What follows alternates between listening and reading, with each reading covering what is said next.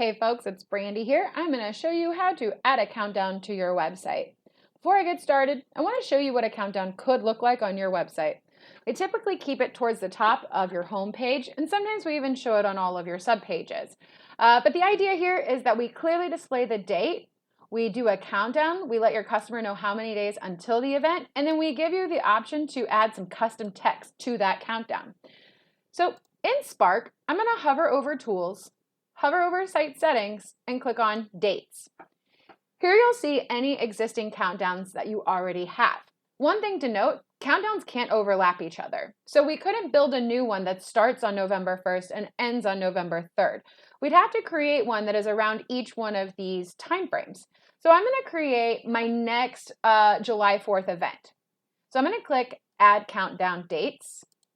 I'm going to shoot down to 2020 here and get into July, select the 4th. That's also my end date, so I'm going to pick that. But let's say that you have a 10-day event or something along those lines, a 2-weekend event. You can pick the whole date range.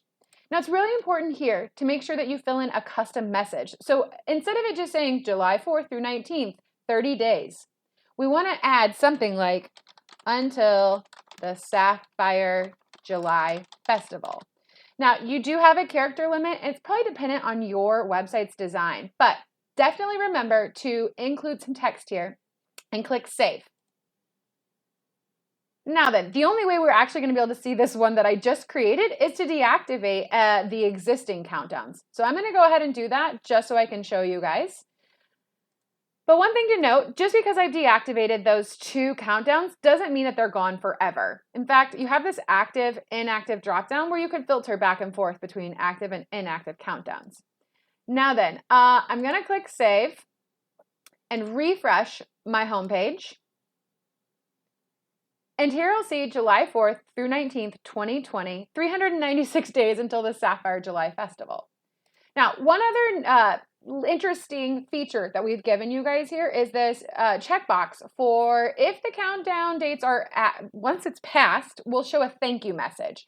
So for instance, if this countdown was actually counting down to last week, and this is June of 2019, let's say that this was a May event, for instance. Oop, I'm just going to clear that out and click Save.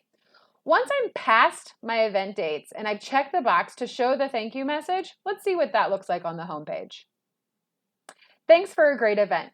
So just keep in mind that if you don't have a future countdown enabled, that's what's going to show. And if you don't check that box, nothing is going to show.